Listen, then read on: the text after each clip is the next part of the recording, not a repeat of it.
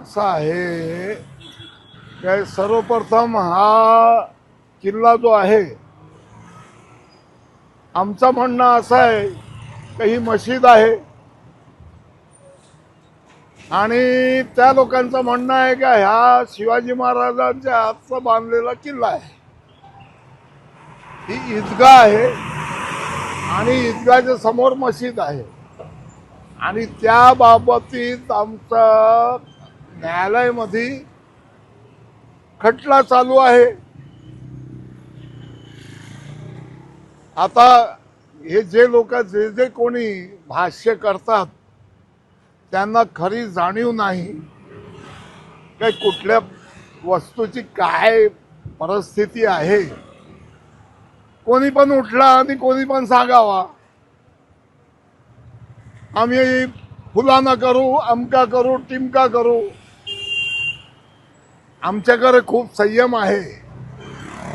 1975 सालापासून आम्ही कोर्टामध्ये हा खटला झुंजत आहोत आणि मला वाटतो की माझी पण आयुष्य संपणार आहे आणि पुढची पिढी पण जाईल, तर हा काय निर्णय येणार असं वाटत नाही.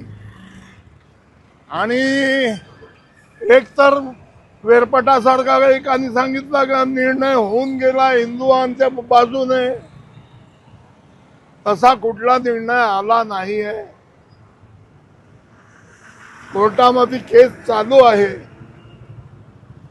आणि बोलणारी लोक खूप आहेत. काही बोलतात ते प्रवेश बंदीवर त्यांचा प्रवेश बंदी द्या अशी मागणी त्यांची. बघा असं आहे का आमची जी नमाज पढण्याची वेळ असतो, आम्हाला 4 तासाची वर्षातून 2 वेळे 4-4 तासाची तिथे परवानगी मिळतो माननीय जिल्हाधिकारी साहेबांच्या समोर.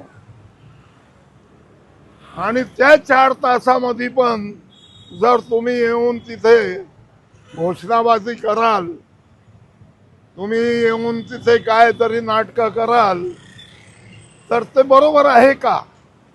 तुमच्या सणाच्या वेळेला आम्ही कधी कुठल्या प्रकारचा काही आक्षेप घेत नाही. आमच्या सणाच्या वेळेस का म्हणून असा हे सर्व आहे? का म्हणून तुम्ही या शहराचा इतका चांगला वातावरण आहे तो खराब करू इच्छिता? आमच्याकडे संयम खूप आहे. आम्ही खूप संयमी आहोत. सहन करून घेतो. सहनशक्ती खूप ईश्वराने आम्हाला दिली आहे.